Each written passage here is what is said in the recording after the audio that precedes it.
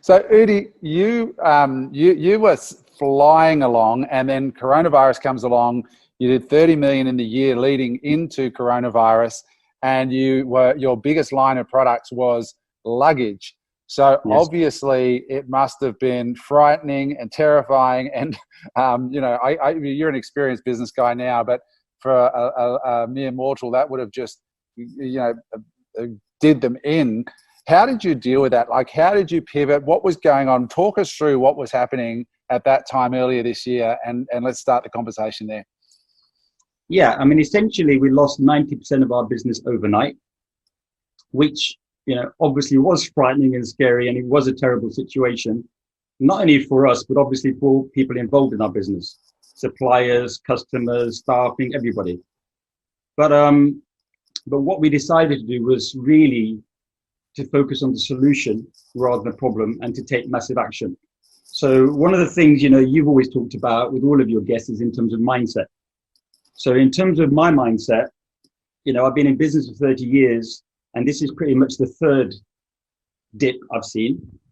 This is definitely the biggest dip I've ever seen in terms of massive impact on the business, but we have been there before. And I want to go back to one of my sort of particular experiences that I had when I did my first luggage show in America, in Las Vegas. And we were from Europe, new kids on the block, doing an exhibition over there. I went with my advisor, and essentially our stand didn't turn up. And I was in my own personal pity party. I was in woe is me. I was in awful pain. And luckily, my advisor, who's actually 15 years my senior, has been there, got the t-shirt, and he was just in the solution. He was just in the solution. He said, okay, we can do this, we can do this, we can do this. And for me, the impact was massive, because I really got to see that there's so many things that are beyond our control. And it's so easy to be in the problem.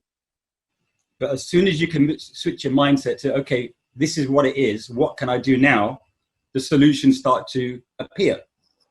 So I use the sort of same mindset to help us through the current situation. So firstly, unfortunately, we had to make a number of redundancies, relocations, which, we've had people work for us for many, many years. And that was probably the toughest thing we had to do. So, and that was difficult. But then in terms of what we decided to do was essentially start sourcing and looking for products that we could sell, and also maximize the products that we actually did have in the warehouse. So I want to give a sort of a particular example, is that we had a sort of carryover of spas from the year before, and they weren't selling at all. I mean, they were totally dead over the winter. We couldn't give them away. And once lockdown started, what we discovered is that the government had put people on furlough. So essentially they were being paid to work, to sit at home or work from home, or whatever you want to say.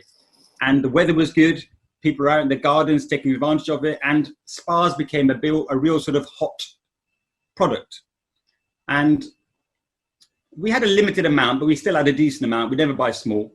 And what happened? Another seller had a lot of stock, and he was selling through, and we thought, bloody hell, there's real opportunity. Let's just sell them. But something inside of me, I just thought, now let's just sort of hold fire a minute. Let's let the other guys sell through, and let's see what we can do. And that's what we did. And we just sort of let the other guys sell through his stock. It took about a couple of weeks. And then slowly, we just started putting the price up, maximizing, and we kept testing the upper limit. And that was really, I'd say, the best decision we made at the time. And we used that strategy for the next 6 months of always maximizing rather than just being a volume seller, accepting the price and moving on. That, I think, was a very key thing.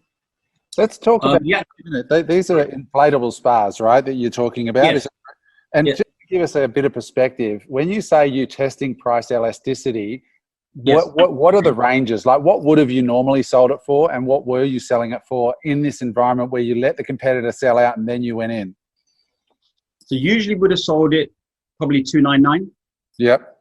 And we reached $999 and over £1,000.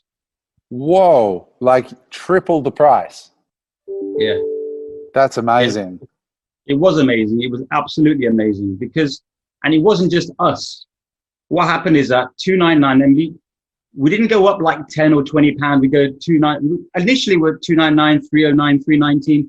And then As we couldn't keep him, we went up to 399, 499, 699. I mean, the lumps became big, the jumps became big, and we were not the only one. Anybody who had stock was doing the same. Wow. Supply demand. It was huge. It was huge. And what sort of volumes were you doing? Like, how big was that business? How many units, or like what sort of volume was that niche? Yeah, we managed to get about 3 or 4 container loads out of it. So it was when he's selling at that type of price, it's a real decent turnover and margins upon it. It pretty much saved the business, I'd say, for a quarter. Really. That's amazing. Now, a couple of things you said there. You said acting quickly. That's something that people do have to do when times, I said this many times through this year, that the hardest thing in business, when I was in 2008, was my first proper downturn. And one of the lessons I took out of that is you got to act fast when it comes to redundancies and overhead cutting and so on. But then you've got to turn to the solution, which is just fantastic. If you enjoyed that video, make sure you hit the subscribe button so that you get all of our great videos as they come out. Thanks for watching, guys.